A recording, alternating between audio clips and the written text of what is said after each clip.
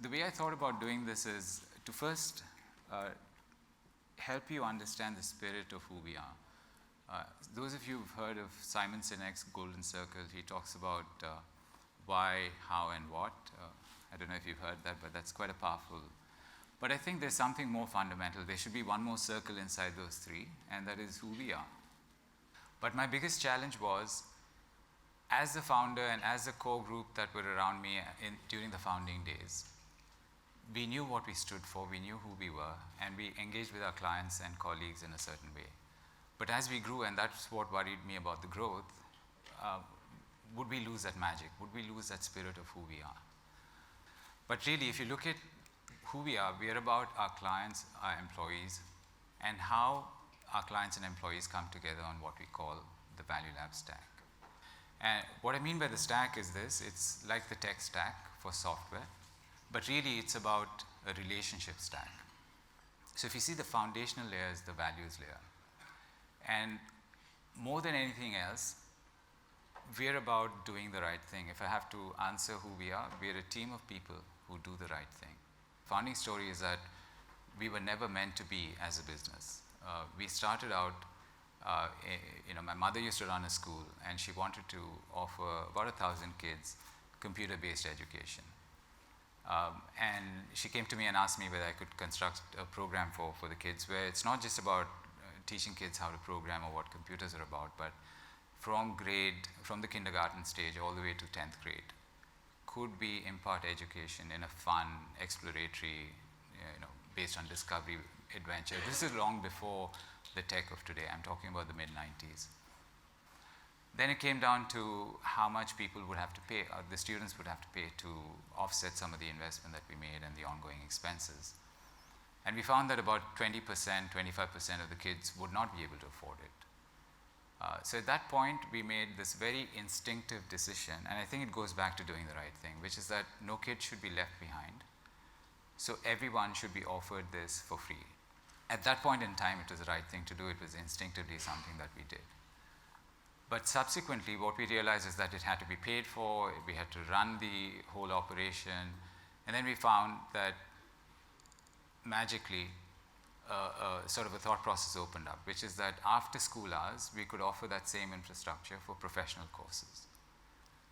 So that started funding some of it. Then when the kids from the professional courses started to graduate, what we realized is that if we had to do the right thing by them, we had to find them a job. So then I started calling friends of mine all over the world and saying, we have this batch of 30 kids coming out. Would you be interested in hiring any of them? And then one of them came back and said, we have a ton of work. We like what the kids are trained to do.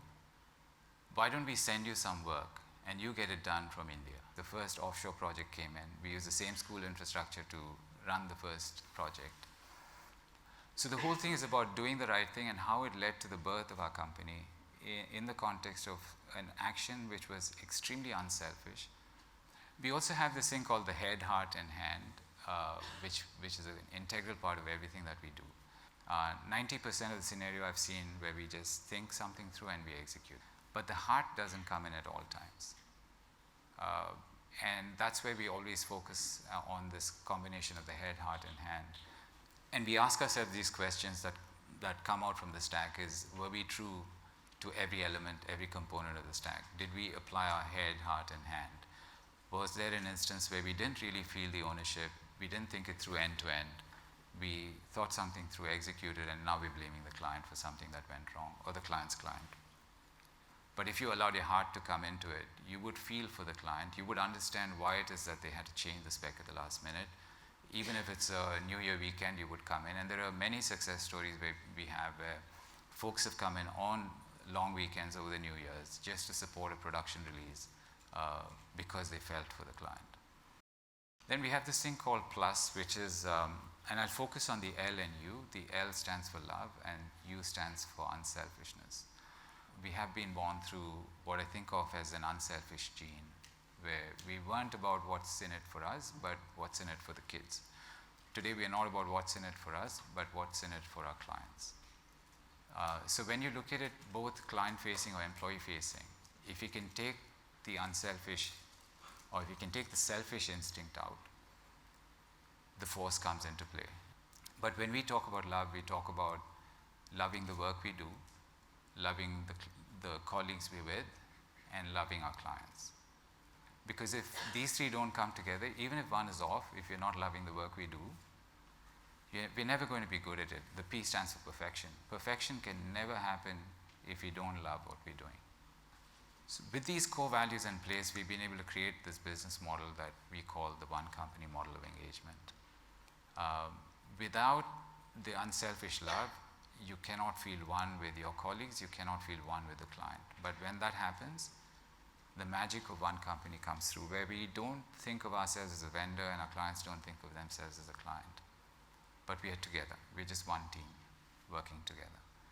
And the business we're in is one of building trust. Building trust within our colleagues and building trust with our clients. I thought the best way to communicate the one company model is through what one of our clients has to say about it. He was going to shut us down because he wanted to set up his own captive. He was really good at doing that. But he came in and he felt inspired and then went on to define our relationship as being one company, where he doesn't feel the need really of having a captive separately. And part of the business model is we've morphed from thinking of ourselves as a services firm, subsequently a solutions firm, but now what we're bringing in is the mindset of a venture capitalist. If we can bring that sort of mindset into every relationship, where we are thinking like a venture capitalist in the context of every client relationship, that prompts us to go beyond the SOW, beyond what we're being asked to do, but look for pain points and opportunities proactively. Look at what we've done for other clients where there's no NDA violation. But what are those best practices that we can bring and apply to existing relationships? So if you see the innovation layer, the middle one on the innovation layer is what we call the Ideathon, where our team members come together, think through ideas in the context of what our clients are doing. But when they're thinking through ideas, they're thinking like a venture capitalist. They're thinking about your pain points, about your opportunities in your landscape. And the digital flywheel is a nice framework for all things innovation that we do. And it starts with the business strategy. What is the business that our clients are in? What is their strategy? What are the threats to the business model? For us, from a consulting point of view, wearing a consulting hat, solutioning hat, what is that business model? What is the business strategy that our clients are in?